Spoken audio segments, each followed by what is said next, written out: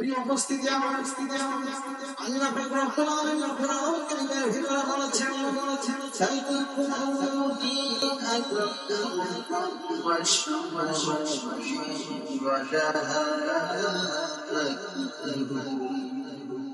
আকরাম আল্লাহু আকবার আয়াত কারিমা আল্লাহ পাক রব্বুল আলামিন আল্লাহকে স্মরণ করার জন্য বলেছেন মাহে রমজান চলে গেল আল্লাহকে বেশি বেশি স্মরণ করেছি রমজান চলে গেল আল্লাহ স্মরণ একেবারে ভুলে যাওয়া যাবে বরং এখানে গেলে স্মরণে সকলে করতে বসতে চলতে ফিরতে সকল সময় আল্লাহ পাক রব্বুল আলামিনকে স্মরণ করতে হবে আল্লাহ ঠিকই আপনার আমার জবানে জারি থাকতে হবে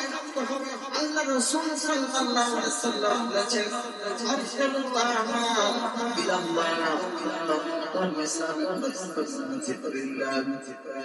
আল্লাহর কাছে সবচেয়ে প্রিয় আমল তুমি যখন মরে যাচ্ছ অথচ তোমার জবানে আল্লাহর জিকির আল্লাহর স্মরণ জারি আছে সাথে এই অভ্যাসটা এমনি হবে না আমি যদি আপনার আমার জীবন জুড়ে আল্লাহকে স্মরণ করা আল্লাহর জিকির করা আল্লাহকে ভেবে গেলে সারা সকলে মনে রেখে কাজ করতে পারি তাহলে নিঃসন্দেহে ওই মৃত্যুর সময় আপনার আমার আল্লাহর স্মরণ আসবে আল্লাহর জবানে জারি হয়ে যাবে আল্লাহর সেই কালেমায় ফিকবা জবানে জারি হয়ে যাবে তাহলে ভাবে আপনার পরকালে যেতে পারবে কথা বলতে এজন্য প্রিয় উপস্থিতি আল্লাহকে ভুলে গেলে চলবে না আপনি যে কোনো কাজই করেন না কেন আপনার সেই কাজটি করার ক্ষেত্রে আল্লাহকে স্মরণ রাখতে হবে আমি একজন ইমানদার হিসাবে আমি একজন মুসলিম হিসাবে এই কাজটি আমার জন্য করা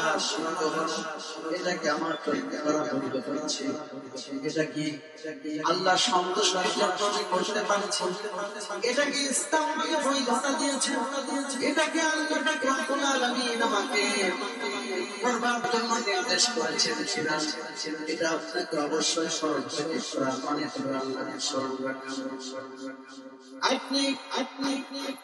যখনই যে কাজ করেন না কেন যেভাবে থাকেন না কেন আল্লাহকে ভুলে আপনি আপনার কাজ কাম তো করবেন কিন্তু সেই কাজ কামটা যেন আল্লাহ সন্তুষ্টির জন্য হয় আল্লাহ রব্বুল আলামিন এবং তার হাবিব জনাব মুহাম্মদ রাসূলুল্লাহ সাল্লাল্লাহু আলাইহি ওয়াসাল্লামের নির্দেশিত পথে পন্থায় চলতে হয় সেদিকে আপনার জন্য খেয়াল করা লাগবে যদি আপনি তা করতে পারি তাহলে আপনাকে স্মরণ রাখতে হবে আল্লাহর জিকির আপনি আমি যদি আল্লাহকে স্মরণ করতে পারি এটা আমাদের জন্য আল্লাহর নির্দেশ পালন করে কারণ হলো আপনি আমি কিছু ছিলাম না আমার আপনার কোনো অস্তিত্ব ছিল না যে আল্লাহ আপনাকে আমাদের সৃষ্টি করেছেন শূন্য থেকে আপনার আমার অস্তিত্ব দিয়েছে সেই আল্লাহর হক হলো তাকে আমরা স্মরণ রেখে স্মরণ রেখে সেটা চলবো এটা আমাদের তারপর আল্লাহ রব্বুল আলামিন বলেছেন আমি তোমাদেরকে স্মরণ করব এখানে আল্লাহ স্মরণ করা এমনই নয় আপনি বলবেন আল্লাহ আল্লাহ বলবেন এরকম নয় বরং আল্লাহকে আপনি সবসময় সকলে মনে রাখে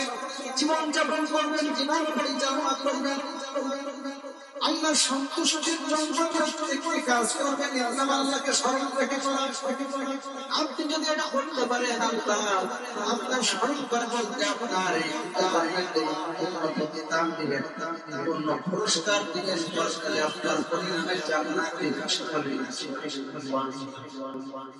আপনি আল্লাহকে যদি স্মরণ রাখতে পারেন আল্লাহর জিকির যদি আপনার ভিতরে থাকে আপনি যা বলে আল্লাহকে স্মরণ করতে চায় শুধু আল্লাহকে স্মরণ করবে আল্লাহ পাক রব্বুল আলামিন তার জন্য সেই উপযুক্ত জবাব দিয়ে আপনার সেই জিনিসের পরিপূর্ণ আদায় করে তার আল্লাহ স্মরণ করলে মানুষ কিসের জন্য আল্লাহকে স্মরণ করে স্মরণ করেছে যে জন্য স্মরণ করবে সেই জিনিস আল্লাহ পাক রব্বুল আলামিন আপনাকে দেওয়ার মাধ্যমে আপনাকে স্মরণ তাহলে আপনার আমার কমতি আছে, অভাব আছে, আপনার আমার সীমাবদ্ধতা আছে, কিন্তু আল্লাহর কোন সীমাবদ্ধতা নেই, আল্লাহর কোন কমতি নেই। আল্লাহ রব্বুল আলামিন আপনাকে পূর্ণ দেওয়ার অধিকার রাখেন, পূর্ণ দেওয়ার ক্ষমতা রাখেন। শত শত হাজার হাজার লক্ষ লক্ষ কোটি কোটি মানুষ আল্লাহর কাছে চাইলেও আল্লাহ তার পূর্ণভাবে দিয়েও আল্লাহ কোনোভাবেই ঘোরাবে না, কথা বলবে না।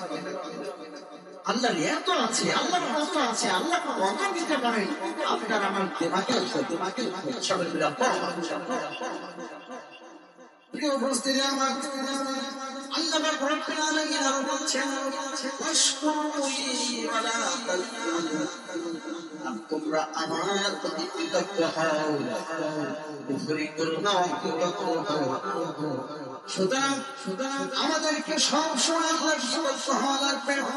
কোনোভাবে আল্লাহকে অস্বীকার করা যাবে না। সৃষ্টি করেছে এই সুন্দর সৃষ্টি করে আমাদের বশীভূত করে দিয়েছে। এই সুন্দর ধরনী উপভোগ করবার, এই সুন্দর ধরনীতে বসবাস করবার, সুন্দর ধরনীতে ফুল দেখবার, সুন্দর ধরনীতে গুরুত্বপূর্ণ নাচতে আমার উপভোগ করবার মতো সাবধান করবার মতো সুন্দর তৈরি করে দিয়েছে।